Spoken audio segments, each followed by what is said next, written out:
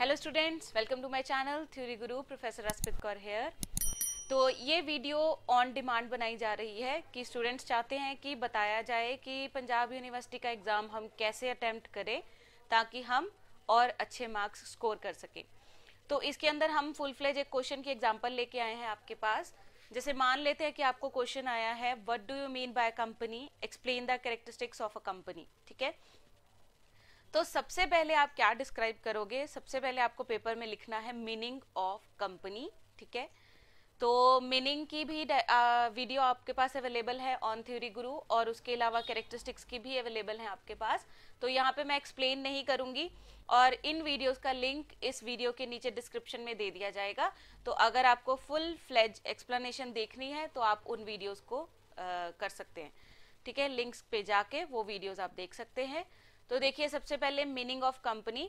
तो देखिए, अगर आप एग्जाम में ऐसे ही लिखेंगे, पैराग्राफ फॉर्म में ना लिख के ऐसे पॉइंट्स में लिखिए, तो वो ज़्यादा इफेक्टिव होगा और एग्जामिनर को भी इजी हो जाता है चेक करना।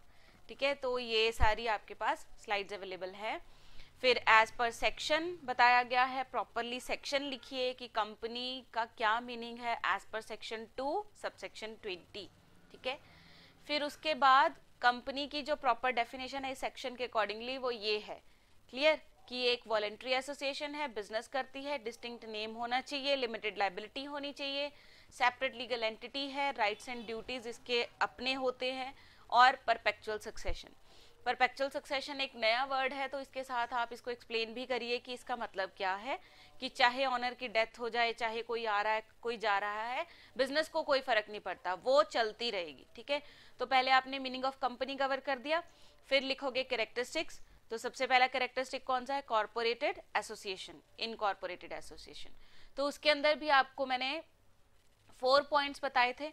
एज सच आप ये मटेरियल एग्जाम में लिख सकते हो बिल्कुल ऐसे ही, with this much presentation only. ठीक है, फिर सेपरेट लीगल एंटिटी का पॉइंट आ जाता है, उसमें भी सब कुछ लिखा हुआ है, प्रॉपर प्रेजेंटेशन है, और इसके अंदर सबसे इंपॉर्टेंट केस आता है सैलोमन वर्सेस सैलोमन का, तो वो भी आप जरूर डिस्क्राइब करिए।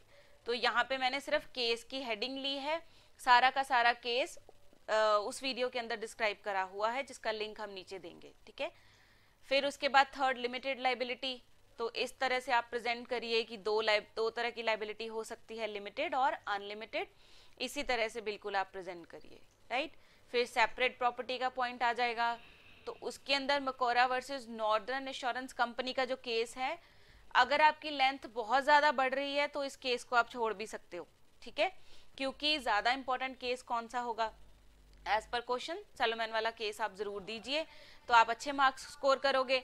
अगर आप थोड़ा बहुत शॉर्ट में मकोरा वर्सेस नॉर्दर्न इंश्योरेंस का भी दे देते हो केस, तो आप चांसेस हो जाते हैं कि और अच्छे मार्क्स आएंगे आपके, क्योंकि ये एक प्लस पॉइंट होता है लॉ के पेपर में केस स्टडीज देना।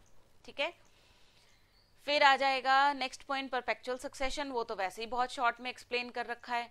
फिर उसके बाद ट्रांसफरेबिलिटी ऑफ शेयर्स और कॉमन सील। देखिए, बिल्कुल जो ये वीडियोस आपको प्रोवाइड करी जा रही हैं, ये एज सच वैसे ही मैंने लिखा है जैसे आप एग्जाम में लिख सकते हो। ठीक है, मैं बार बार ये बात बोलती हूँ कि आप ऐसे ही प्रेजेंट कर सकते हो, ऐसे ही डायग्राम्स बना सकते हो, और इतना ही मटेरियल सफिशिएंट होगा। ठीक है, फिर उसके बाद capacity to sue and be sued, और last one, company is not a citizen. तो ये आपका फुल फ्लेज क्वेश्चन हो गया, what do you mean by company and its characteristics. ठीक है, लेकिन लास्ट पे एक चीज लिखनी बहुत जरूरी है, दैट इज कंक्लूजन। अब क्वेश्चन अराइज होता है कि कंक्लूजन में लिखें क्या। ठीक है, तो कंक्लूजन इस तरह का होना चाहिए जो पूरे क्वेश्चन को जस्टिफाई कर रहा है। देखो, लाइक दिस, अगर आप यही चीज दोबारा से रिपीट भी करते हो, इट हार्डली मैटर्स। इसके अंदर आपने बता दिया कि कंपनी का मीनिंग भी कवर हो रहा है और कंपनी के बहुत सारे कैरेक्टरिस्टिक्स भी कवर हो रहे हैं। देखो, तो कंक्लूड जरूर करिए, कंक्लूजन दीजिए, और कंक्लूजन ऐसा होना चाहिए जो प्रॉपरली आपके क्वेश्चन को जस्टिफाई कर रहा है। क्लियर हो गया? तो इस तरह से आप पूरा का पूरा क्वेश्चन अटेम्प्ट कर सकते हो। So thank you so much for watching, have a nice day, thank you.